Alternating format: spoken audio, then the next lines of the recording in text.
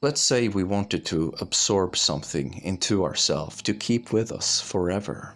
Then one might choose to try a method like Buddhism. It means awakeningism. And the goal is to remain aware so that one can remember at all times and have agency at all times. You see, we slip into this state where we're like zombies, like, and we do it more often now than not because of cell phones, headphones, the phones, all the phones, and it's kind of hard to get up and get shit done when you first enter that kind of mode of being. So whenever you do, make sure to do a dream check.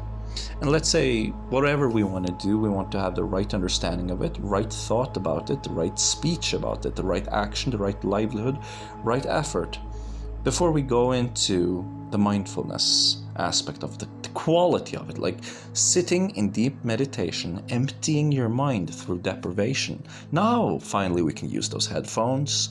Now we can take down the blinders and fully concentrate on this thing you want to achieve, to have with you always. It's like kind of falling asleep and dreaming in a sort of way. Things that you think about or have worried about, like paying your bills, appear in the dream as some form of abstraction. This is a sign of little skill. It's a little bit unskillful, and we want to make it skillful. And then we kind of want to go into a samadhi, a right type of concentration about it. And when you do that, everything gets more intense. So sports people do this, but it's not at that level. They don't sensory deprivate as deeply as, say, somebody with a deep practice in sensory deprivation and turning themselves into the flotation tank of sensory deprivation.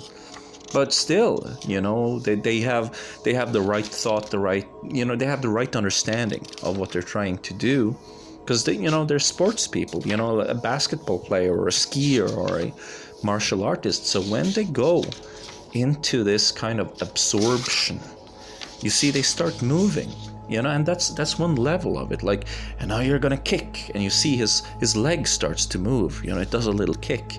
That's not him moving his leg. That's just him being so deep. He's so into it, that just from the awareness, the body starts copying, and that's what it does. It copies your awareness. One time, I got this Kundalini thing going on, right? I've never moved my ears in my entire life, and it made me aware of the muscle behind my ears. So I've never been able to do this, but the awareness goes into it and fixates on it, and suddenly my ears just did a little pop, up and down. I'm like, whoa, my ears moved. My consciousness has expanded to the point where I now can do something I never did before. I can move my ears. And people say, it's just a dream, it's just visualization, but this is the kind of thinking that needs to go.